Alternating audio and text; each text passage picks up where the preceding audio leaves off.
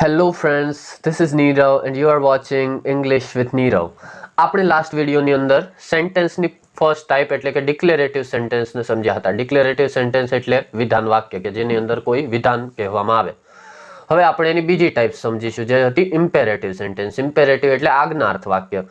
આ વાક્યનો basically main ભાવ હોય આજ્ઞા કરવાનો, એની સિવાયના ભાવ હોઈ શકે રિક્વેસ્ટ કરવાનો અથવા તો કંઈ એક્સપ્રેસ કરવાનો, બરાબર, કંઈ વ્યક્ત કરવાનો. પણ આ વાક્ય છે બેઝિકલી કોને કહેવામાં આવે? આજ્ઞાર્થ વાક્ય હોય, સામેવાળી વ્યક્તિ માટે હંમેશા હોય. એટલે કે હું બોલતો હોય તો હું કોના માટે બોલતો હોય? તમારા માટે. એટલે આ હંમેશા છે એ તમારા માટે જ હોય, મતલબમાં સામેવાળી વ્યક્તિ માટે. તમે બોલતા હોય તો તમારી સામે, દાખલા તરીકે હું હોય તો મારા માટે હોય, ત્રીજી વ્યક્તિ માટે ના હોય. એને આપણે કહીએ આજ્ઞાર્થ વાક્ય. હવે આજ્ઞાર્થ વાક્ય છે એની વાક્ય રચના શું હોય એ આપણે સમજીએ.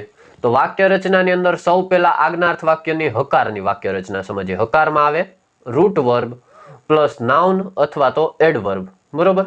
એટલે કે રૂટ વર્બ એટલે શું? તો કે મૂળ ક્રિયાપદ. કોઈ પણ મૂળ ક્રિયાપદ હોય સૌ પહેલા આજ્ઞાર્થ વાક્યમાં, અને એની સાથે હોય કોઈ નામ એની પછી, અથવા તો હોય એડવર્બ એટલે ક્રિયા વિશેષણ.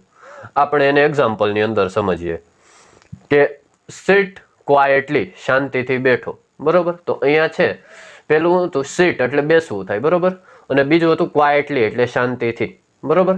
તો અહીંયા સીટ છે ક્રિયાપદ છે અને ક્વાયટલી કે બેસવાનું પણ કેવી રીતે? શાંતિથી. તો અહીંયા ક્વાયટલી છે ક્રિયા વિશેષણ, ક્રિયાના અર્થમાં વધારો કરે. તો ક્રિયા વત્તા ક્રિયા વિશેષણ, વર્બ પ્લસ એડવર્બ. હવે એવી રીતના વર્બ પ્લસ નાઉન વાળું એક વાક્ય લઈએ કે કીપ સાયલેન્સ, શાંતિ રાખો. તો અહીંયા કીપ છે એટલે રાખવું થાય, બરોબર. પહેલા આવ્યું કીપ વર્બ, એની પછી આવ્યું સાયલેન્સ, સાયલેન્સ એટલે શાંતિ. તો આ એક નામ છે, બરોબર. આપણે ઘણીવાર લાઇબ્રેરીમાં અથવા બીજી કોઈ જગ્યાએ બોર્ડ જોયા હોય કે શાંતિ જાળવો. તો આ જે છે કીપ સાયલેન્સ ઇંગ્લિશની અંદર એનો બોર્ડ આપણે જોયું હોય.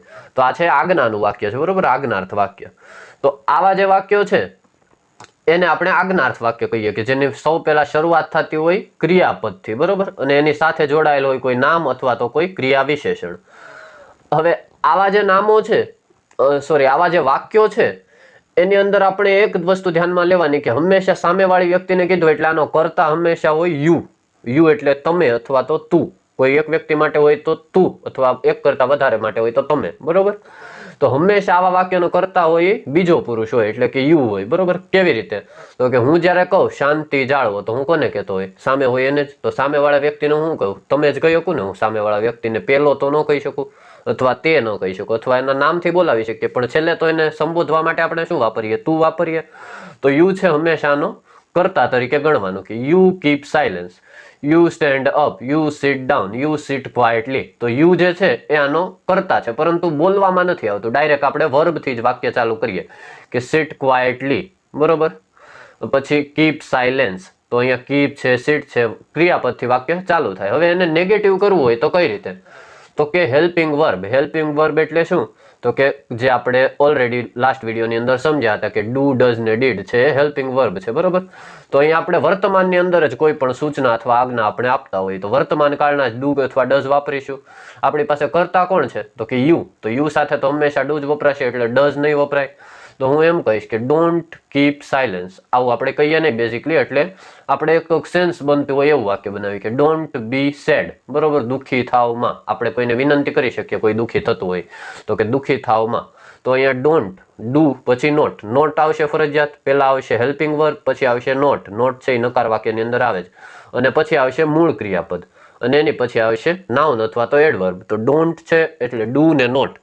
તો ડુ હેલ્પિંગ વર્બ, પછી નોટ, પછી આવ્યું બી. બી એટલે થવું, એટલે એ મૂળ ક્રિયાપદ, અને સેડ એટલે દુઃખી. દુઃખી છે એક નામ થઈ ગયું, બરોબર. Don't be sad. તો helping verb plus not plus root verb plus object. Object એટલે કે મેઇન આપણે નાઉન તરીકે વાપર્યું. તો આ છે બેઝિક એનું સેન્ટેન્સ સ્ટ્રક્ચર બની જાય, બરોબર. Don't be sad, don't make noise, અવાજ કરો માં. તો આપણે ડુ નોટ મેક નોઇસ, ઘોંઘાટ કરો માં. આવી રીતે આપણે કહી શકીએ, બરોબર.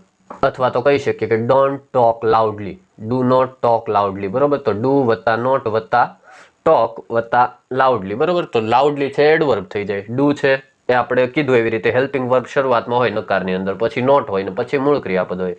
તો ડુ ને નોટ અને પછી ટોક મૂળ ક્રિયાપદ, અને પછી લાઉડલી, બરોબર. મોટેથી અવાજ કરોમાં અથવા જોરથી બોલોમાં. તો આ જે છે એ આપણે ઇમ્પેરેટિવ સેન્ટેન્સની અંદર ગણી શકીએ કે ઇમ્પેરેટિવ સેન્ટેન્સ છે હકાર વાક્યો અને નકાર વાક્યો કઈ રીતે બને. So that is it for the video guys. If you really like my content, you can like, share and subscribe to this channel. Thank you.